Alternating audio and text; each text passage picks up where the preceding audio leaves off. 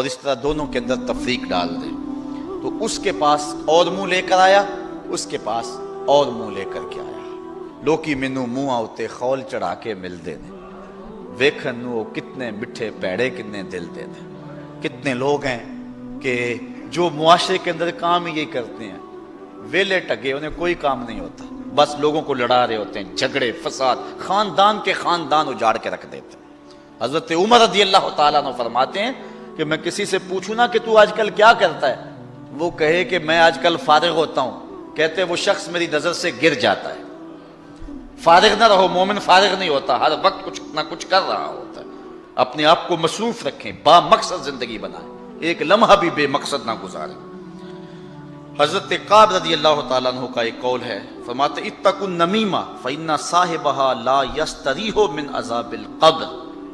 کہا چغل خوری سے بچ جانا، اس لیے کہ جو چغل خور ہے وہ عذاب قبر سے نجات نہیں پا سکتا ہے، وہ عذاب قبر میں ہی جو ہے مبتلا رہتا ہے۔ اگر کوئی شخص غیبت کرے کسی کی یا چغلی کرے تو اس کو روک دو، منع کر دو، کہا میرے سامنے نہ کر۔ حضور علیہ السلام نے ارشاد فرمایا، جس کو حضرت امام ابو داؤد نے روایت کیا، فرمایا لا یبلغنی احد عن اصحاب شیئا فانی احب ان اخرج الیہم وانا سلیم الصدر۔ حضور نے فرمایا کہ میرے سامنے آ کر میرے صحابہ کی کوئی بات نہ کیا کرے، ان کی کوئی چغلی اور غیبت نہ کیا کرے میرے سامنے، اس لیے کہ میں اس بات کو پسند کرتا ہوں جب میں ان کے پاس جاؤں تو میرا سینہ ان کی طرف سے صاف ہو۔ ظاہر ہے کسی شخص کے بارے میں اگر کوئی غیبت کرے گا، کوئی چغلی کرے گا تو اس شخص کے بارے دل میں میل پیدا ہو جاتی ہے۔ انسان کمزور ہے نا، اگر میرے سامنے کوئی کسی کی بات کرے گا تو میرے دل میں اس کے لیے بات آ جائے گی، اور جب میں اس سے ملاقات کروں گا تو وہ بات ملاقات کے درمیان جو محبت کی گہرائی تھی اس میں رکاوٹ بن جائے گی۔ اس لیے جب بھی آپ کسی سے ملیں تو کسی مومن کے بارے میں اس کو غلط بات نہ بتائیں۔ اور آقا کریم علیہ السلام کا سینہ تو ویسے ہی صاف ہے، یہ جو کچھ حضور نے فرمایا ہے یہ حضور نے ہماری تربیت کے لیے فرمایا ہے۔ حضور کے سینے پر تو میل آ ہی نہیں سکتا نا، حضور کا سینہ تو جو ہے وہ اتنا مطہر ہے اور اتنا پاک ہے، اللہ اکبر، اور دل اتنا طاہر ہے۔ اعلیٰ حضرت نے حضور کے ایک ایک عضو پہ سلام کہا اور تذکرے کیے، لیکن جب حضور کے دل کی بات آئی تو اعلیٰ حضرت کہنے لگے اللہ اکبر، دل سمجھ سے برا مگر یوں کہوں غنچائے راز وحدت پہ لاکھوں سلام۔ اور ایک حدیث کے لفظ ہیں، حضور نے فرمایا الا اخبرکم بشرارکم، میں تمہیں خبر نہ دوں کہ تم میں سے سب سے شریر لوگ کون سے ہیں؟ قالوا بلا، صحابہ نے عرض کی کیوں نہیں حضور، آپ ارشاد فرمائیے۔ قال المشاؤون بالنمیمۃ المفسدون بین الاحبہ، وہ جو چغلی کرتے ہیں اور دو دوستوں کے درمیان تفریق ڈال دیتے ہیں، فساد کرتے ہیں محبت والوں کے درمیان۔ کہا میری امت کے شریر ترین لوگ یہ ہیں۔ امام غزالی نے ایک بات لکھی ہے، آپ فرماتے ہیں غیبت کرنے والا، چغلی کرنے والا اگر چغلی سے توبہ کر لے، اگر توبہ کر لے چغلی سے، پھر بھی جنت میں سب سے آخر میں جائے گا۔ اگر اس نے چغلی سے توبہ کر لی تو پھر بھی جنت میں آخر میں جائے گا، اور اگر چغلی سے توبہ نہیں کی ہے پھر جہنم میں سب سے پہلے جائے گا۔ اب آپ اندازہ کر سکتے ہیں کہ یہ کتنا برا اور کتنا بڑا گناہ ہے۔ ایک حدیث میں آتا ہے کہ قیامت کے دن جب بندہ اللہ کے روبرو حاضر ہوگا تو اس کے نامہ اعمال میں کچھ بھی نہیں ہوگا، وہ دیکھے گا تو کچھ بھی نہیں، وہ کہے گا اینا صلاتی و سیامی و طاعتی، مالک میرے روزے کدھر گئے، میری نمازیں کدھر گئی، میرے نیک اعمال کدھر گئے؟ اللہ تعالیٰ ارشاد فرمائے گا ذہب اعمالک کلہ، تیری غیبتیں اور تیری چغلیاں تیرے سارے عمل کھا گئی، اب تیرے نامہ اعمال کے اندر کوئی عمل موجود نہیں ہے۔ کبائر میں سے چوتھا کبیرہ گناہ کسی پر لعنت کرنا ہے۔ کوئی کتنا بھی گناہ گار کیوں نہ ہو اس پر لعنت نہ کرو۔ حضور نبی رحمت صلی اللہ علیہ وآلہ وسلم نے ارشاد فرمایا لعن المؤمن کا قتل ہی، مومن پر لعنت کرنا ایسے ہی ہے جس طرح اس کو قتل کر دیا گیا، اتنا بڑا جرم ہے۔ اور بخاری مسلم دونوں میں روایت ہے، حضور فرمایا سباب المسلم فسوق وقتالہ کفر، مومن کو گالی دینا فسق ہے اور اس کو قتل کرنا کفر ہے۔ اور ایک روایت کے اندر ارشاد فرمایا لا ینبغی لصدیق ان یکون لعانا، کسی دوست کو یہ مناسب نہیں ہے کہ وہ دوست کو لعنت کرنے والا ہو۔ دوستی میں کمی بیشی ہو جاتی ہے، میاں صاحب فرماتے یار یاراں دا گلہ نہیں کرتے، اصل پریت جنہ دی، جب محبت ہو تو محبت میں اونچ نیچ ہوتی رہتی ہے، یہ نہیں ہے کہ تھوڑی سی بات آئی تو لان تان شروع کر دی۔ لا ینبغی لصدیق ان یکون لعانا، کسی دوست اور کسی سچے کے لیے یہ مناسب نہیں ہے کہ وہ لعان ہو، وہ لعنت کرنے والا ہو۔ اور ایک حدیث میں آتا ہے جس کو امام ابو داؤد نے اپنی صحیح میں لکھا ہے کہ جب کوئی بندہ لعنت کرتا ہے تو وہ لعنت آسمان کی طرف جاتی ہے، آسمان کے دروازے بند پاتی ہے، پھر زمین کی طرف آتی ہے، زمین کے دروازے بند پاتی ہے، پھر جس پر لعنت کی گئی ہے اس کی طرف جاتی ہے، اگر وہ اس کا اہل ہے تو لعنت اس کو پہنچتی ہے، ورنہ لعنت پھر پلٹ کے جس نے لعنت کی ہے اس پہ آ کے گرتی۔ تو مت کسی پہ لعنت کریں۔ بخاری شریف کی روایت ہے، حضور کا ایک صحابی تھا، آپ جانتے ہیں کہ شراب بعد میں حرام ہوئی مدنی دور میں، پہلے بہت سارے لوگ شراب پیتے تھے چونکہ حرام نہیں تھی، اور زمانہ جاہلیت میں فخر و مباحات کے ساتھ شراب پی جاتی تھی۔ چند لوگ تھے کہ جو زمانہ جاہلیت کے اندر بھی شراب سے بچے ہیں، جس طرح حضرت علی المرتضیٰ رضی اللہ تعالیٰ عنہ، حضرت صدیق اکبر رضی اللہ تعالیٰ عنہ، حضرت عثمان غنی رضی اللہ تعالیٰ عنہ، اور کئی صحابہ ہیں، لیکن بہت سارے ایسے لوگ تھے کیونکہ حرمت نہیں تھی اور وہ شراب پیتے تھے۔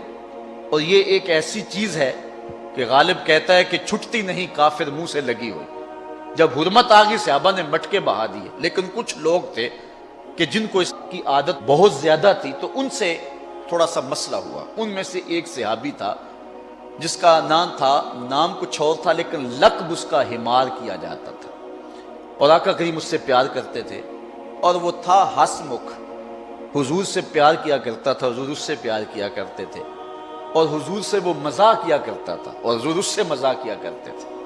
اور جب آقا کبھی اداس ہوتے نا، صحابہ اس کو ڈھونڈ کے لے آتے، اور جو ہی وہ مسجد میں داخل ہوتا حضور دیکھ کے مسکرانے لگ جاتے، بڑا پیار کرتے۔ کبھی کبھی وہ یوں کرتا کہ مدینے کی منڈی میں چلا جاتا اور جو تازہ پھل آتا نا، نیا پھل، وہ خرید لیتا، حضور کی خدمت میں پیش کرتا، حضور اس تحفے کو قبول کرتے، خود کھاتے، صحابہ کو کھلاتے، اس کو دعا دیتے۔ 2 4 5 دن کے بعد جب دوبارہ وہ منڈی میں جاتا تو جس سے پھل لیا ہوا ہوتا، اس سے ادھار لیا ہوتا، وہ پیسے مانگتا، اس کو بازو سے پکڑتا حضور کے پاس لے آتا، عرض کرتا حضور وہ پرسوں ترسوں پھل نہیں کھایا تھا، یہ اس کے پیسے مانگ رہا ہے۔ حضور فرماتے تو نے مجھے تحفہ نہیں دیا تھا؟ عرض کرتا غریب آدمی ہوں، تحفہ کیسے دے سکتا تھا، میں نے سوچا پھل نہیں آیا ہے پہلے حضور ہی کھائیں۔ آقا کریم دعا بھی دیتے، خوش بھی ہوتے، اور پیسے بھی ادا فرما دیتے۔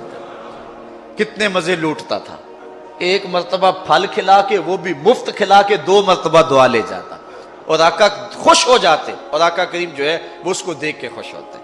بخاری شریف کے اندر روایت ہے کہ اس نے شراب پی لی، آقا کریم کو پتہ چلا، بلایا اور اس کے اوپر شراب کی حد نافذ کروائی، اس کو جو ہے وہ 100 کوڑے مروائے۔ کچھ عرصہ گزرا تو پھر دوبارہ اس سے یہی فعل سرزد ہو گیا، چونکہ گٹی میں رچی بسی تھی، پھر دوبارہ اس نے شراب پی لی۔ تو حضور علیہ السلام کو پتہ چلا، بلایا اور پھر فرمایا نے کوڑے مارو، 100 کوڑے پھر اس کو مارے جانے لگے۔ جب ان کو کوڑے مارے جا رہے تھے، کسی صحابی کی زبان سے نکلا، اللہ اس پہ لعنت کرے، اللہ کے رسول اس سے اتنا پیار کرتے ہیں اور یہ بار بار یہ شراب پیتا ہے۔ حضور نے فرمایا خبردار، اگر اس نے شراب پی ہے تو میں کوڑے نہیں مروا رہا، خبردار اس پہ لعنت کی، اس لیے کہ یہ اللہ اور اس کے رسول سے پیار کرتا ہے۔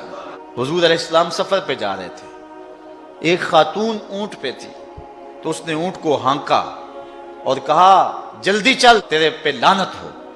تو آقا کریم نے صحابہ کو فرمایا خذوا ما علیہا ودعوہا فانہا ملعونہ، کہا اس کا سامان اتار لو اور اس کو بھی اتار لو، یہ ایسے اونٹ پہ کیوں بیٹھی ہے جو لانتی ہے؟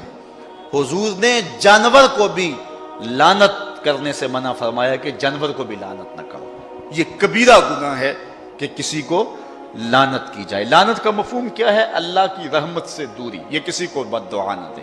حضور علیہ السلام پر کافروں نے کیا کچھ کیا، اللہ اکبر، لیکن آقا کریم رحمت بن کے آئے تھے، دعائیں ہی دیتے رہتے۔ اس لیے کسی کے اوپر لعنت نہ کی جائے، یہ کبائر میں سے ہے۔ پانچواں کبیرہ گناہ جو انسان کو بدبخت بنا دیتا ہے وہ یہ ہے کہ اللہ کے ولیوں کو اذیت دی جائے۔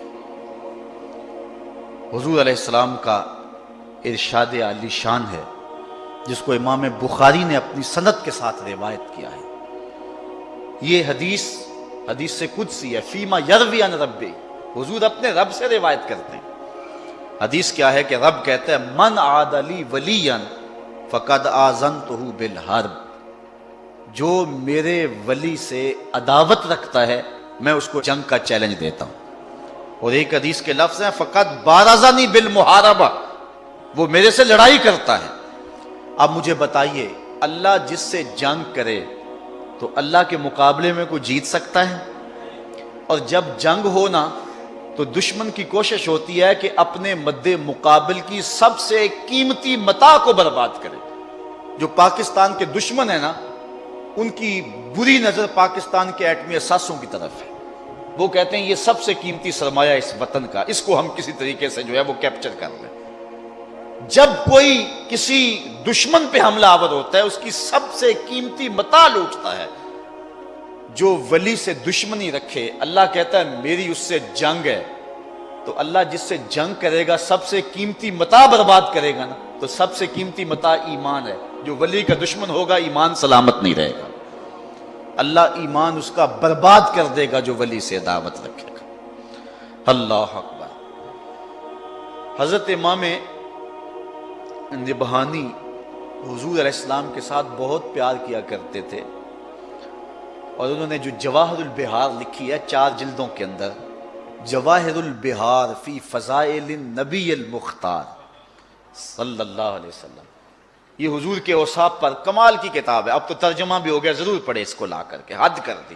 جواہر البحار کا معنی ہے سمندروں کے موتی، کہاں کہاں سے موتی تلاش کیے ہیں اور حضور کی عظمت میں جمع کیے انہوں نے۔ جب یہ کتاب لکھی امام نبہانی نے، تو اس کتاب کے لکھنے کے صلے میں امام نبہانی کو اللہ کے محبوب نے عالم بیداری میں اپنی زیارت نصیب فرمائی۔ اس کتاب کی قدر و منزلت کا آپ اندازہ کریں۔ امام نبہانی کی بیوی آپ کی خدمت کیا کرتی تھی، جب وہ کتاب لکھتے تو کوشش کرتی نے کوئی پریشانی نہ آنے دوں، عالم دین ہے، مصطفیٰ کی نوکری کر رہے ہیں، میں گھر کے معاملات میں تو انہیں پریشان نہ ہونے دوں۔ امام نبہانی کی بیوی نے یہ اہتمام کیا کہ میں خادم دین کی نوکری کروں گی۔ امام نبہانی کو تو جو صلہ ملنا تھا وہ ملا ہی، امام نبہانی کی بیوی کو کئی مرتبہ خواب میں حضور نے اپنی زیارت عطا فرمائی کہ تو میرے ایک نوکر کی نوکری کر رہی ہے۔ اللہ اکبر۔ ایک شخص تھا مدینے میں، اس کو روزانہ حضور کی زیارت ہوتی تھی۔ ایسے لوگ ہیں، حضرت ابو العباس المرسی فرماتے ہیں، آپ فرماتے ہیں کہ اگر آنکھ جھپکنے کی مدت بھی حضور میری نظروں سے اوجھل رہیں، ما عادت لی مسلمہ، میں اس گھڑی اپنے